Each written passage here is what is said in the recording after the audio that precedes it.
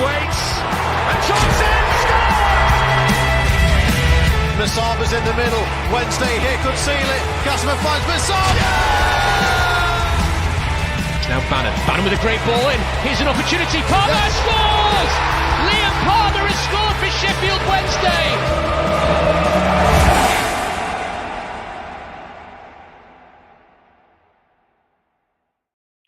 Good evening and welcome all to the Wednesday Till I Die podcast. I am Matt Johnson, and today we are joined by a truly inspiring figure amongst the Sheffield Wednesday fan base. Young athlete, fundraiser, actor, all-round fantastic person, Shay of Shay's Triathlon. From charity football matches to endurance races to signed photos and shirts. Shay has raised thousands for a fantastic cause, and I think he's done this with a great degree of humility and just by being himself. Shay, that's a lot of very high praise, I'm aware, but you deserve it. First off, Shay, how are you? I'm good, thank you. You? Yeah, I'm not too bad, mate. Just before we were coming on, you were talking about a maths exam. Yeah. How'd it go? Tiring, confused, and everything. Yeah, absolutely. I mean, as somebody, as we were speaking about before, obviously, and me being a teacher, I was saying I do really, really sympathise with you, and you definitely wouldn't want me being your maths teacher. I can say that for damn sure. But yeah, Shay, I mean, before we get into all of the fundraising and everything that's been going on, kind of like in that kind of circle of your life. Yeah. The season just gone at Sheffield Wednesday. We won't talk about the one that's coming, but the season just gone. What were your overall thoughts on the season just gone? You can go from players, you can go from on the pitch performances, you can go from manager, anything, mate. Floor is yours. Well, to be honest, I thought it wasn't a bad season. To say where we were last season with Cisco at the start of the season, where we was, 11 games when we were Yeah, 10, 11 games. Yeah, with Danny Roll come. Brilliant, kept us up. And then this season, at the start of this season, I didn't expect any more than what we had, to be honest. What was it, 11th or 12th finish? 12th, I think we finished, which is top half, and you don't have to scroll down on your phone, which is a positive. No, yeah, that's it. But everyone was moaning about not getting playoffs, but we weren't. If we got into playoffs, we weren't going to ever go up. But if we did, then it wouldn't be very good for us now, would it? So I'm with you, Shay. The thought of us playing a two-legged playoff semi-final against them from down the road would have been, it was enough to send shivers up my spine just thinking about it, to be perfectly honest. Yeah. And to say where we were last season and what we've done this season, I think it's been good. And if we keep the players we've got, like Gassama, and I think I really like Masaba when it's his day. I think he's a good player. Try get even Ugbo. Try get him scoring because we all know what he can do. Sorry, Shay, you are preaching to the choir here, my man, because I 100% agree with you. EK Ugbo is somebody who has lacked service this year, I've thought. Yeah. I think, like, as I said earlier, Pervader, I think Ugbo's missing a player what takes him on, cuts it back, and he's always there. But we've had Gassama this season. Even though I like him and he's a really good player, he likes to do it all himself. Same with Josh Windass a bit. And I think Masaba, his just end product's not the best. But someone who's looking for a pass like Pervader, and Ugbo kind of knows what he's like, I think we need someone like that if we do sign someone like that. Do you know what? I'm with you there because I think that idea of looking for a pass of when balls are cut back, it makes it. I suppose it made his job. I mean, myself and James talked about this last night on the main show, and we were saying that actually it being really consistent of kind of like the service that he got. Like if you were EK Ugbo, like if you were in his position, it was really easy. And obviously you have a better view than most people at Hillsborough, and you can see obviously the movement is a lot less and the quality of kind of like the deliveries and the service to him. Okay, all right. I will openly hold my hands up and say that I was on Ike Ugbo fan boat for a long time this season, convinced he was going to come good, and it never happened for him. Same with me. Good. I'm pleased that there's two of us in this fan club, mate. Always saying that they were going to score, and then when he had that penalty he missed, It's heartbreak, wasn't it? Absolutely. There was nothing more certain than him missing that. It just weren't his season, was it, at all? No, I agree with you. Again, before we move on, who do you think was a standout performer this year for Sheffield Wednesday? If I were going to say standout player, I think out of anybody, Shay Charles, I think from what I've seen and what I've watched when I'm ball buying and away games, I followed them home and away this season. I think we haven't had a player at Hillsborough who sits. Obviously, Barry Bannon is brilliant. Yeah. But as a CDM, what can play centre back, can do you a job at centre mid. I can imagine him doing a job anywhere you need him to. Yeah. Never loses the ball. He always wins the ball back. He puts 110% effort in every single game, and he's just captain material. And I think Southampton are so lucky to have him next season if they do have him. If someone buys him or whatever his decision, but. Yeah, I'm with you, mate. Do you honest question? Because I was having this conversation with a Southampton fan the other day. Yeah, I said his ceiling is top 6 Premier League. Like, I genuinely believe he is capable of playing top 6 Premier League, playing for a team that is competing for Europe or fighting for league titles. Yeah, I don't think that is a stretch too far, but I'm aware that because of obviously me and you being of different generations, we were talking about this before. We watch and see football in a slightly different way. Do you think he's capable of that, or am I just talking absolute? No, I definitely do. But if I believe he'll get there one day. But it's how he gets there. Will he go through going to a different country, France, Germany, Spain, whatever he does, or will he just jump straight to England, like to Premier League? But I don't think he will. I think he'll go to France, Germany, Spain, show what he means there, and show how good he is there. And then I think some club will come looking for him. Whatever club it is, whatever club's doing well, I need a good CDM, and I think he's perfect for the job. I agree with you, mate. If you look at the Joe Bellingham move, the Sunderland player who's just gone to Dortmund, obviously following his brother, I think if you've got a player of Joe Bellingham standard, who is undoubtedly a good player, I would argue of the two, I think Shay Charles has got a better chance of being successful at a club like Dortmund than perhaps Joe Bellingham. I think if Shay Charles were called Shay Bellingham, he'd probably be at Dortmund or Real Madrid right now. But he's called Shay Charles, and I think he's also his brother. I think them two just. Yeah, I think they'll go together. I think they'll go as a pair wherever they go. Yeah, his brother is a hell of a player as well, like a hell of a goalkeeper. So that will be something that's really, really exciting. You've mentioned him before, obviously, the man with the shirt behind him of Bannon on your shirt behind you. What are your thoughts on the fact that he is rumoured to be interested in signing this new deal? Because we were speaking again before coming on. He is, for me, I think he is undisputedly the best player that Sheffield Wednesday have had in the last 10 years. I don't think that's even a question. Yeah. There is an argument that I often hear parroted out and said by several people who are older than me, usually, nicest will in the world, who say, I'm not sure he's a legend. I'm not sure he's on that John Sheridan, Chris Waddle sort of that Mount Rushmore of best players that have ever played for Wednesday. Where does he sit for you? I think I totally agree with you, what you said. I think he's been one of the best midfielders we've had in 10 years, probably. Well, from what I've seen, because I'm only 15, so I bet you've seen a lot more stuff than what I have. I've seen a lot more rubbish, I'll be honest with you, Shay. Not necessarily anything that quality. Yeah, well, these past few years, I've probably seen quite a lot as well. So. Yeah, I'll bet. Well, I think he's up there. I just think he's a great person in general. He's probably one of the best footballers outside of football I've ever met. I think as a football player, I think if he's playing 110%, even if it's a friendly charity match. Imagine I've never seen him play a charity match, but I can imagine him putting them tackles in, running from one net to other net.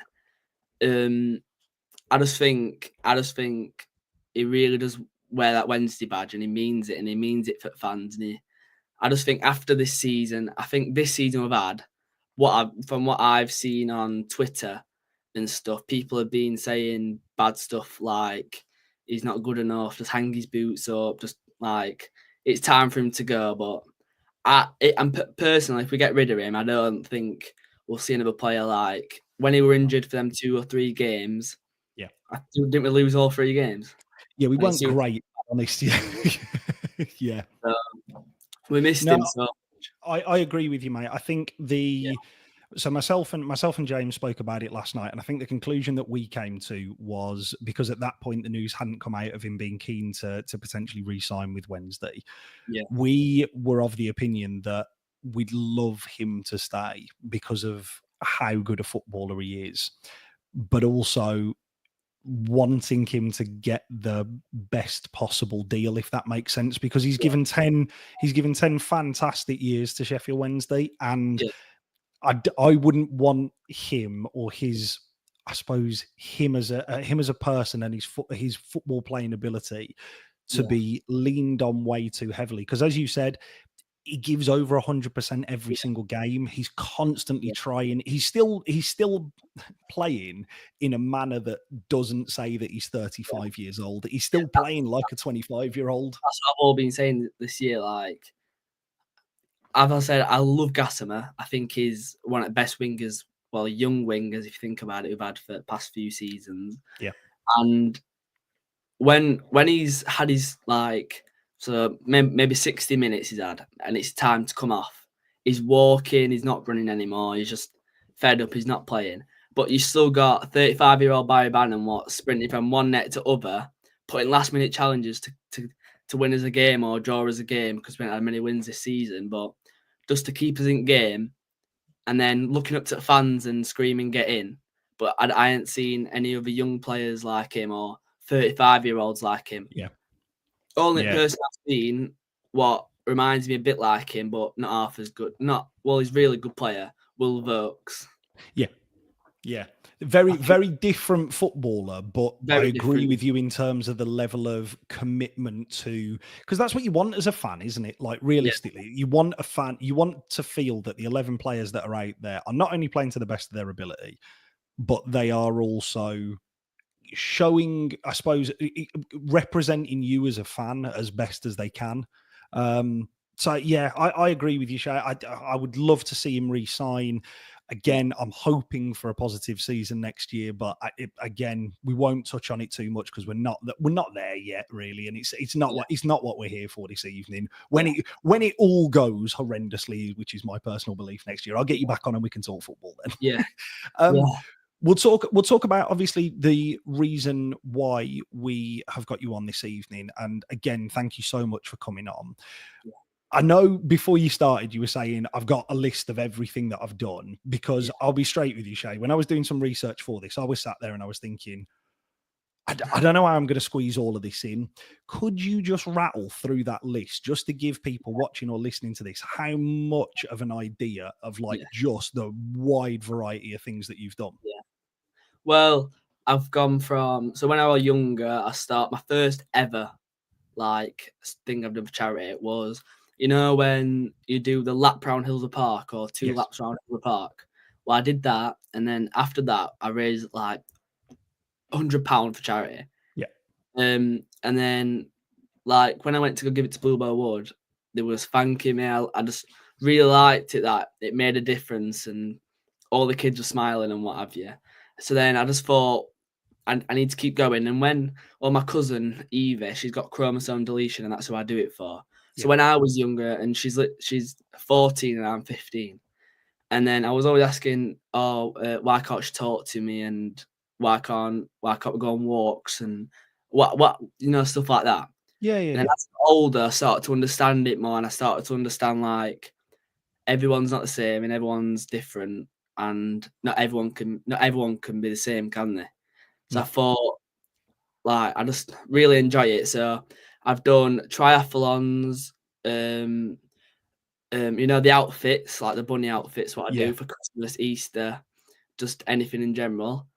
I've done walks, swims, I've done the framed pictures, stalls. I've done loads of stalls, and I've done charity match.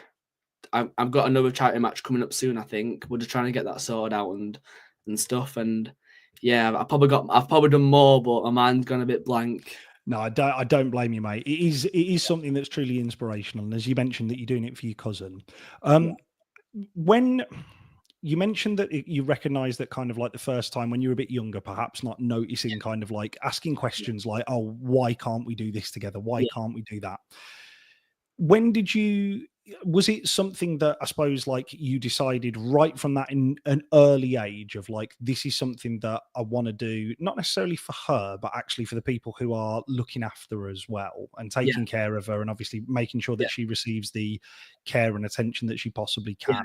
How did that start? Was it a conversation that you had? Was it something that maybe your family suggested? How did it come about? Well, my dad, when I was younger, he was just telling me like, where she goes. So it's Children's Hospice, Bluebell Children's Hospice. So then I said I wanted to raise money for that hospice. Obviously after I knew what good stuff they did to my cousin, how brilliant they are. They're absolutely fantastic what they do. And my dad was just recommending stuff, and then I said I really want to do it. And when I say I really want to do it, my dad's always putting 110% effort in. Like, I won't be able to do anything without him. He doesn't do everything, but all like the media parts and getting in touch and like everything he does is absolutely brilliant. And then obviously I did that and I just really enjoyed it. And I think, I don't know how old I was now, but I raised £6,000, sorry. And Chansiri, invited me to a box like where him and his family sit and stuff like that. Yeah. So he said and we went with me, my dad, and my granddad, and we loved every single minute. It was really good of us. And after the game, he said, "Whatever you raise, will match." So Chansiri gave me £6,000. Yeah. And we got up to 12,000. Oh, sorry. And we got to 12,000, and it was just so good, and I really enjoyed it. When I give Bluebell the check, they was telling me how much it is to open the hospice every day. Yeah. And after I found that out, I just loved raising money and helping all the kids out. And when I go in with my outfits and they're all smiling, laughing, asking the mums and dads if they can have photos and stuff, and the park they've got on the garden where they're all jumping around on a trampoline, I just think it's brilliant to be happy when you're little, and I love helping them out. Yeah, the best I can. Honestly, mate, I think that little soundbite and snippet that you've just given there is just, I love seeing people happy. I think, if I'm being personally honest, from somebody who is just sat here kind of like listening to the story, that is the thing that genuinely warms your heart, if that makes sense, because again, as we were saying before this, there's a lot of negativity that currently surrounds Sheffield Wednesday, and you've just told even just a brief snippet of information of stuff that's like to do with the chairman, who currently, irrespective of how people feel about him, there is a lot of negative press out there with situations that are going off with the club. That is a prime example of how somebody like you and the work that you are doing can bring people from all different corners of this football club together. I suppose this then leads me on to, because that wasn't a connection that I expected to hear about tonight.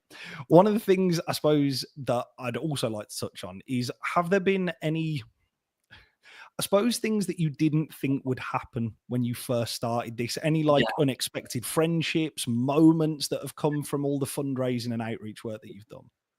Well, when I was young, everything went 110 miles per hour. It all went so fast. And the next minute my dad's suggested triathlons, because I've always been really athletic, and I've always played football, and really good swimmer, and I'm good at running, and I enjoy getting out, and I don't really like sitting in my house and being at school. I just like being out in the nature and stuff like that. So like, my dad just suggested all these stuff, and I picked triathlon. But dad was a bit like, "You picking triathlon out of just like an easy run?" I said, "Yeah, because I want to make it difficult, and everyone does runs, don't they?" Yeah.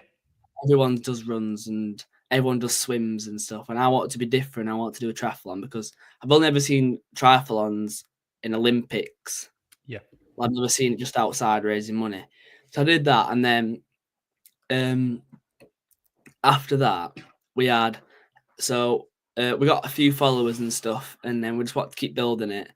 And we stayed after the games to get stuff signed, like the pendants, I think that's what they're called. Yeah, they're like the shirts and the prints that you get signed. Yeah. So we get them signed, and then we met a few players, and we started talking to Barry Bannon. And when after game we had the Bluebell wood wristbands, so we fetched loads and we give them out to every player. And hopefully on the side it says Shay's Triathlon, so we were hoping like they put it on and had a look and thought, oh, Shay's Triathlon, we'll have a look on Instagram, whatever.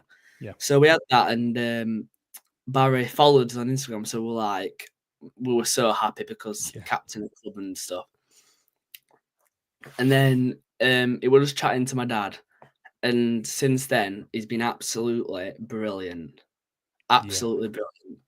The stuff he does for me and does Bluebell Wood is class, and for everybody else, just anybody who does charity, he's been brilliant. And like once we got invited round to his house to watch football, and he made me a cup of tea, and I was like, the captain Barry Bannon making me a cup of tea.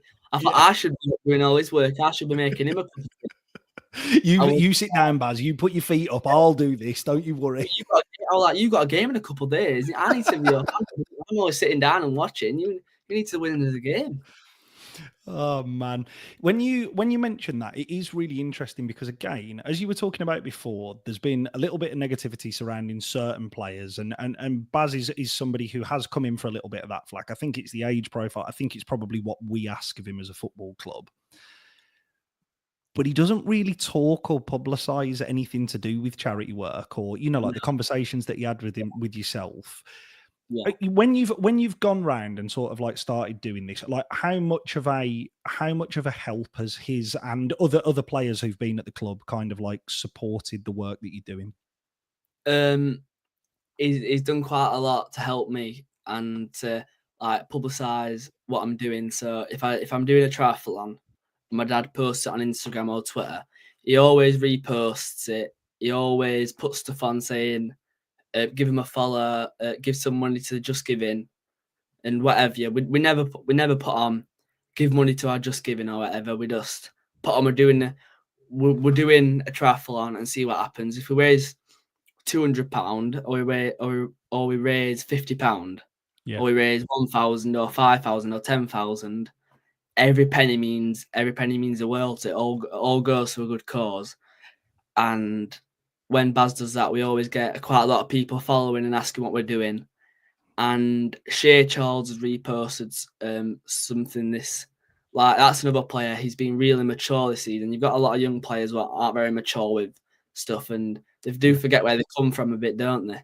Yeah. And they just don't really talk or sign anything. And he's been brilliant. Pierce Charles, been brilliant. And an unexpected one, what you won't expect, is Devis Vasquez, the keeper. Seriously? Yeah. How's he helped? Explain it to me.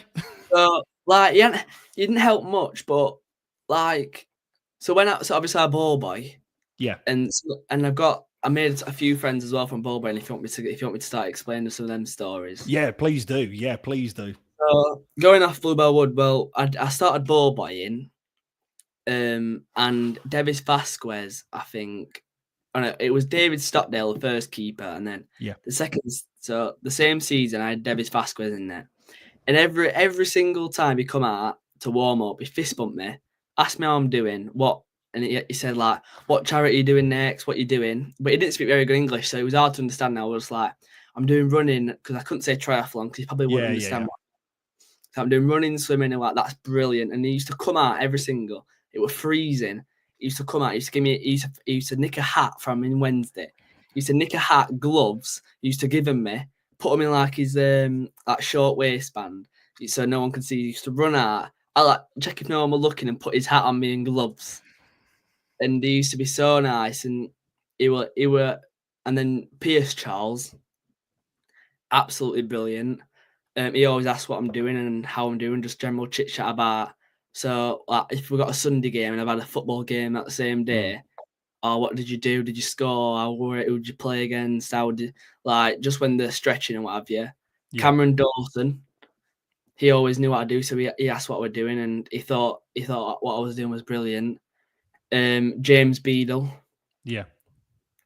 so down to earth. He were brilliant. Like some of the words he said, I can't really say it on here, but like he just swearing all the time. Just he's an angry. In the war, but if he doesn't save something, he's really angry and he does start effing in just a tiny bit. But it is you must see like a different, again, not just through the charity efforts, but because of it, as you've mentioned there with your ball boying, you must see a real different side to the players that most fans just simply don't get. They don't get that view into that world. I'll just pull up a couple of comments, mate, for you here, mate, as well in the chat that we've been having going off. So Ben Ashmore said, "Top lad, Shay, legend. As Gilbert has got, if only the majority of young lads were like Shay, a grounded, down to earth, thoughtful young man. Good luck in future fundraising events." And again, this one here, just echoing kind of what you were saying there about the captain Baz. Further proof of what a guy Bannon is. And again, it's so nice to hear some of those stories kind of surrounding those footballers and the players and kind of how they nicest will in the world, not just because of the charity work that you're doing, but we'll stop and actually have a conversation with you, because that is, you are more than just the fundraising events you do. That is a huge part of who you are, and it is, a core fundamental value of yours. But it is so good to hear them just, like Devis Vasquez. If you'd have said to me, name me a player, I'd have gone, we would have probably sat here, Shay, for a good hour before I got to Devis Vasquez, to be honest with you. He was just brilliant. Everything he did, he was just, I don't know, he was just always happy, even when he got put on bench. When Danny Rowe come in, I think that's when he got on the bench. He'd never changed. He never changed. Full of joy. Everything. Really good to hear, mate. Like, genuinely thrilled to hear. Yeah. I'm going to ask you a little bit about yourself now, and I'm going to ask you to dig into a little bit of stuff about yourself, because I think what is clear from the stuff that you've spoken about this evening, and obviously all of your fundraising efforts, you have got a really strong mindset. Because if you are talking about not only your cousin and kind of her health, but you're also talking about the motivation and the want to keep going with all of these fundraising efforts. And it's not just attached to, it started with your initial link being your cousin, but has then kind of gone further into Bluebell Wood Children's Hospital. It's then gone further, Children's Hospice. It's then gone further into kind of like the emotion of it. Do you mind me asking, you've done some incredibly tough events, like when you mentioning a triathlon. Don't get me wrong, I like being physically active, but I can think of nothing worse than doing a triathlon. How do you keep these mile? I've done this. I'm dying. Oh man, the question is really, where does that mindset come from? Like, because it is incredibly strong, and not a lot of people, irrespective of age, not a lot of people have that mindset. Where does that mindset come from? Well, I just think when I never overthink it. So before people do challenges, they're always like dreading it and stuff like that. I never really think about it. I just, obviously I trained before, but I don't go on 20-mile runs, or I don't do any of that. I just, obviously I run quite a lot just because I play football, quite high standard, and I want to keep myself fit. And when it's pre-season, I do eat a tiny bit, but like when I'm on holiday and I'm all inclusive, I do eat quite a lot. Like, but I never thinking, and when I'm doing it, I always think how much is it going to raise, and how happy we'll be. And when I go there with the check and they get some kids out, and they're always so happy. And I just think that's what pushes me to do more. And I only think forwards. I only want to know what I'm going to do next.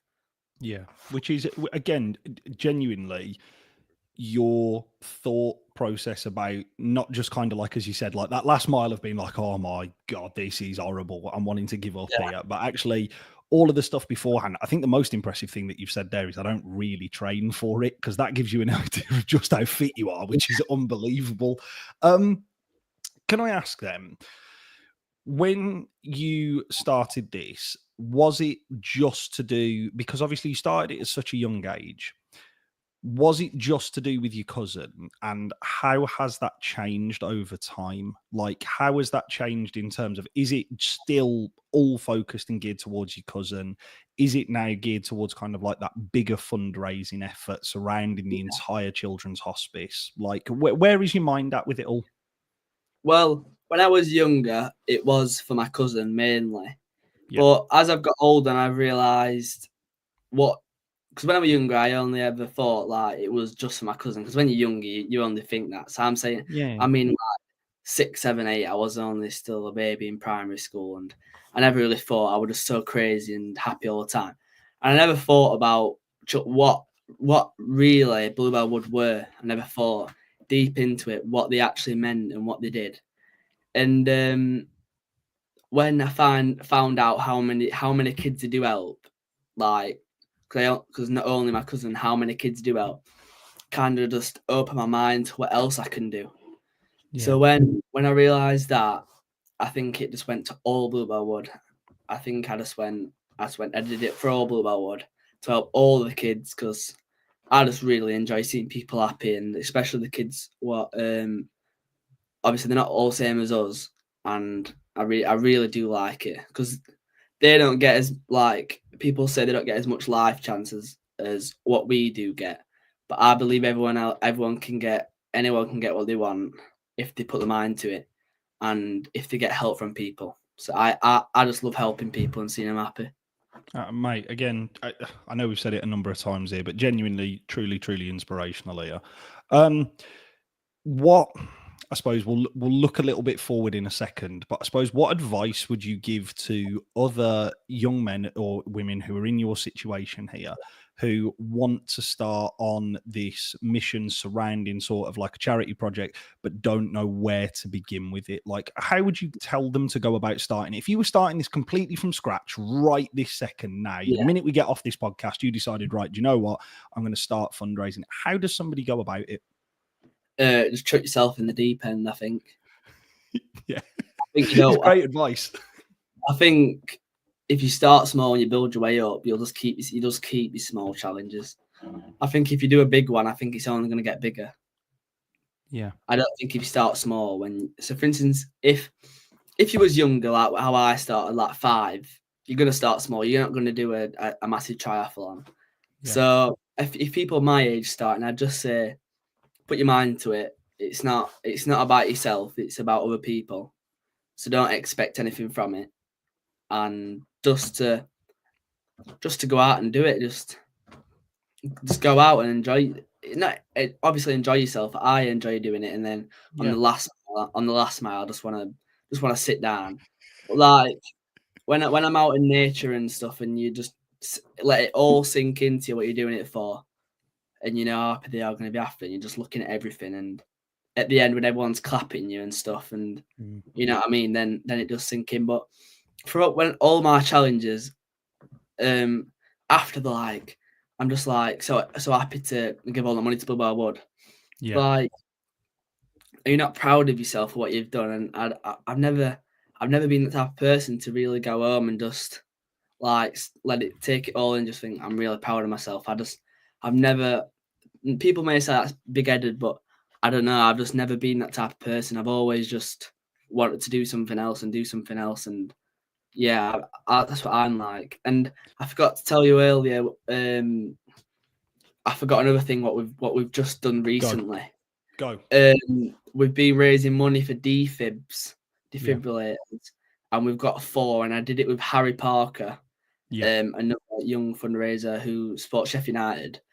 And we raised some money. We Barry Bannon helped us, and Dean Henderson, you know, the keeper. Yeah. And when he were at United, he got like me and Barry. Dean Henderson got really close with Harry and helped him. And we've obviously raised money with their help. And Dean Henderson has give Harry gloves and shirts and what have you. And obviously they go for a bit of money now because how good he's doing. Yeah. Barry also helps us, and we raised money for Defibrillator.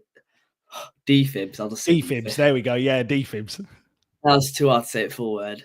Defibs, because when I'm because I'm a referee as well. So when I'm free on a weekend, a referee, And when I go to referee younger age groups or like under 11s, 12s on a park when there's no defibs anywhere, because it used to be an old thing where only older men or older women used to have heart attacks or whatever.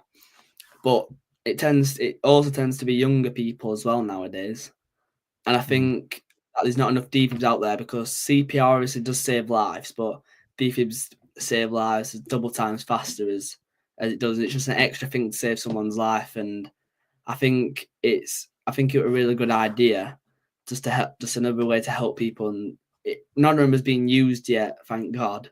But if they do, and it saves someone's life, and it'll be absolutely brilliant. And we give one to a referee, and he donates all his money, what he gets from refereeing, to charity. And we give him a defib to take to all his games, because he does quite a lot more games than I do on a weekend. Yeah. Does quite a lot. And he takes them all in his bag. And he fetches a defib everywhere he goes. We raise money, give him the defib, and he takes it everywhere he goes, just in case he needs it. Yeah. And I think, well, hopefully they don't get used. Hopefully they don't, fingers crossed. But if they do and they save someone's life, they are really cheap if you think about it, for saving someone's life. I agree with you. So we spoke with Paul Gregory Tango, who was doing a fundraising effort, and he's still continuing with that with Red Sky for his daughter Lauren, who sadly passed away. And he was inspired to start it to try and get it into every football ground as well. And we spoke quite heavily on the topic of defibs. And as you've just said there, somebody is twice as likely to be saved, or they've got a better chance of being saved if a defibrillator is present. Sorry. I think one of the things that is the most impressive about that, which you're talking about there, is it's putting it into grassroots football.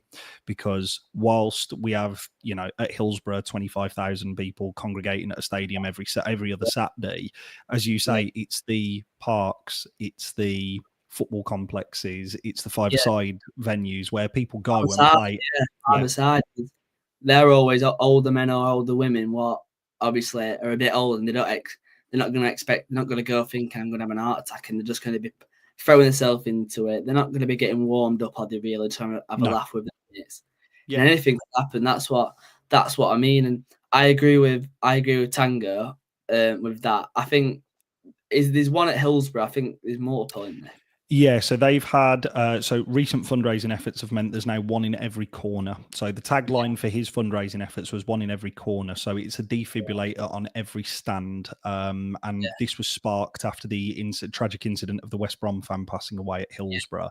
He worked, again, very closely, I think, with Baz to kind of like get those defibrillators in and around Hillsborough for fans on a match day. And again, from what you were saying there, mate, doing it and putting it out into grassroots football, I think, is because 25,000 people will go to Hillsborough. There's probably a large portion of those who will then turn up on a Sunday looking for a game somewhere or playing a game somewhere, and having defibrillators on site there, again, as you say, is so important. I suppose just moving it forward, Shay, for you, what's next in terms of any upcoming events, races, fundraising efforts that we should know about that are coming up? You mentioned a charity football match earlier. Yeah. Well, me and my dad are working together to try and get this charity football match sorted out, and where we're going to do it, who's going to be involved. We're going to try and get another charity football kit, so we're going to raise money for that, and like just loads of other stuff. So we're going to get that sorted out soon, and we're going to see if some of my friends might play, some of my dad's friends might. It's a bit like Dads v Lads, but just a mixture. Yeah. Don't really matter who plays. It's not a serious game, is it? It's just having fun, raising money, going to the pub after, raising money, having some food, having a really good time. Yeah. And then we're going to get that sorted out pretty soon. And then we're going to, we've got a triathlon coming up, but we're just going to sort out where it's to and what we're going to do. We've got something sorted out for after with all the food. And so like we've got it sorted out at a pub, so they're going to put food on for us, and hopefully it's football on, and hopefully it's warm as well. Yeah. Not for you, obviously, running, but everybody else who's going to be like sat around enjoying themselves. I hope it's -20 degrees when I'm running. I hope it. hopefully it all goes to plan and it's been a brilliant day.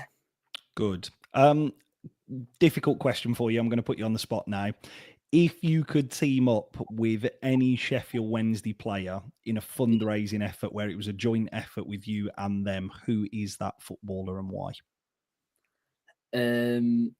Just a Sheffield Wednesday player. Just a Wednesday player, yeah. I'll open it out after that, yeah, 100%. But just a Wednesday player for this one. That's a right hard decision. I'm just. I know. It's hard to pick from. I'm trying to think at most fun player what I'd just do crazy stuff and make me laugh while we're running. Because that's it. That's the one I'd be thinking about. Is I'd want the name of somebody like who is like big and popular and all the rest of it. But I also want somebody who's going to keep me entertained on it. I've definitely got one. Go on then. Callum Patterson. Oh, shout! What a shout! I think it's got to be Callum Patterson. I've got an idea for you both then. 24-hour fishathon in the River Don underneath the South Stand. There you go. There's one for you. I've got to learn to fish first. I'm not very good. Yeah. Don't worry. In 24 hours, mate, I'm sure he could teach you. Yeah, I'm sure he could. Yeah, I'm going to have to sit there and watch him, aren't I?